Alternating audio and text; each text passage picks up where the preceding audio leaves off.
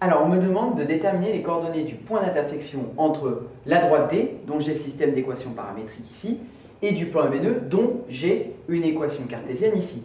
Alors, pour déterminer l'intersection de justement cette droite et de ce plan, c'est le moment donc où le plan et la droite se coupent. Donc, il faut remplacer x, y et z dans l'équation cartésienne de mon plan, justement par l'expression que j'obtiens ici dans mon système d'équations paramétriques.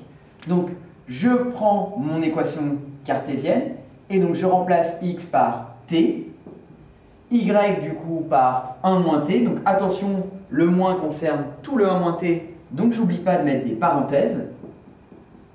Ensuite, plus 1 demi de, et donc z, c'est 1 plus 1 demi de t, et donc moins 1 demi égale à 0. Pourquoi égal à 0? Parce que c'est donc le moment où mon point d'intersection est à la fois sur ma droite, donc vérifie ce système d'équations, et est sur mon plan, donc vérifie aussi l'équation cartésienne, et donc toute cette équation me donne 0.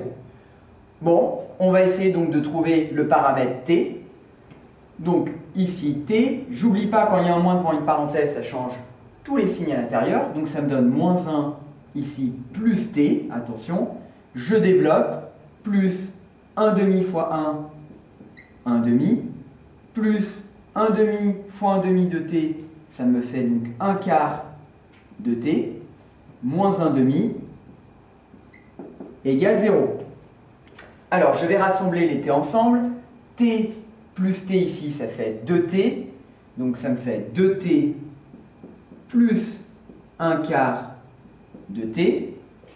Moins 1 avec le 1 demi. Alors, 1 demi moins 1 demi, ça se simplifie. Donc, il me reste juste moins 1 égale 0.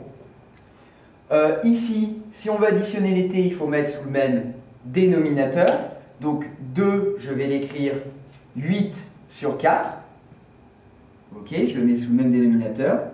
Et donc finalement, ça me donne 9 quarts de t, moins 1 est égal à 0. Ce qui me permet donc d'obtenir t. Alors 9 quarts de t égale 1. Et donc, je trouve que t doit être égal. Alors attention, quand on veut donc ici diviser par 9 quarts, ça me donne donc 1 divisé par 9 quarts. Et je vous rappelle, quand on divise par une fraction, ça revient à multiplier par son inverse, ce qui me donne 1 fois l'inverse, c'est-à-dire 4 sur 9. Donc finalement 4 neuvièmes. Donc j'ai trouvé que le moment où les deux droites, enfin la droite et le plan se coupent, c'est quand le paramètre t est égal à 4 neuvièmes. Maintenant, ça ne donne pas encore les coordonnées du point d'intersection. Ça m'a seulement donné le paramètre, la valeur du paramètre.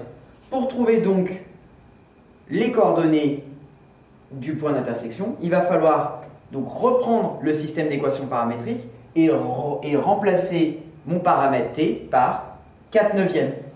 Donc on remplace dans mon système d'équations. Ça me donne donc x égale tout simplement 4 neuvièmes.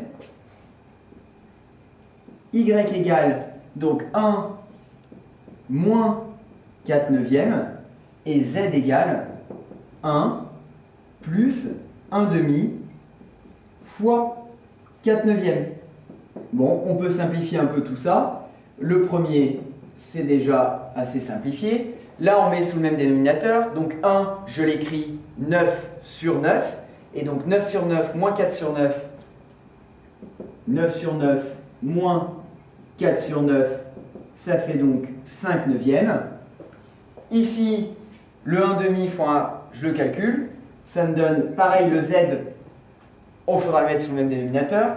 Donc 1 quart, ça me fait 1 plus 1 fois 4, 4. 2 fois 9, 18. Et donc finalement, pour terminer mon calcul, x, je l'ai déjà simplifié. Y, je l'ai déjà simplifié. Et donc mon z, le 1, il faut que je l'écrive 18 sur 18. Donc ça me fait z égale 18 sur 18 plus 4 sur 18. ce qui me fait donc 22 sur 18. Donc les coordonnées de mon point d'intersection, c'est x égale 4 neuvièmes, y égale 5 neuvièmes et z égale 22 sur 18.